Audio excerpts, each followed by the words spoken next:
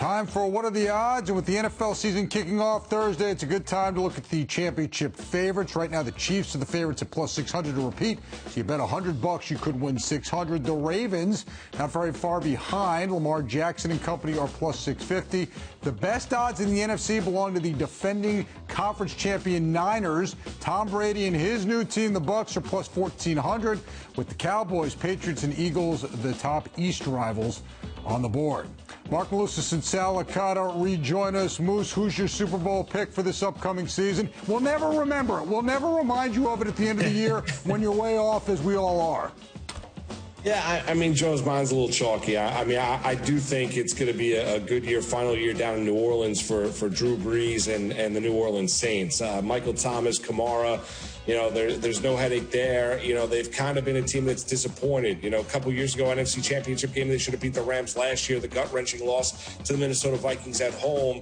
I think Brees is going to go out a winner. I think Sean Payton, I think they're going to beat the Baltimore Ravens in the Super Bowl. That's going to be my matchup. It's going to be Saints and Ravens. I know it's a little bit chalky, but I'm going to go with, in a year in which there are a lot of great unknowns when you look at the National Football League, I'm going to look at two constants, the brilliance of Brees and certainly the brilliance of Lamar Jackson down in Baltimore. Yeah, Moose, I think if you're ever going to pick a year where it's not going to be chalk, maybe this would be it. There's a lot of parity in the league. So to me, I went anything but chalk, just throwing a couple of things at the wall here with some talented teams. I love Deshaun Watson and the Texans. Maybe that could be the team to get over the hump in the AFC. But I'm going to pick the Atlanta Falcons to win the Super Bowl, a team that last year many experts were very high on, saying that they were going to get to a Super Bowl, potentially win it. They're loaded on offense. They're going to be better with the offensive line, which was a problem last year. They're going to be better running the football, not just because of Gurley, because they have some balance. That's what Matt Ryan needs. He has weapons in the passing game. And the big question again is, can the defense be good? They bring in Fowler. I do think they'll be able to get more pressure on the quarterback.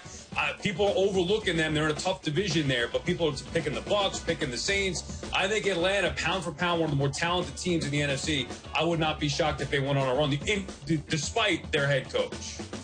Well, now, wait a second, Sal. I got to ask.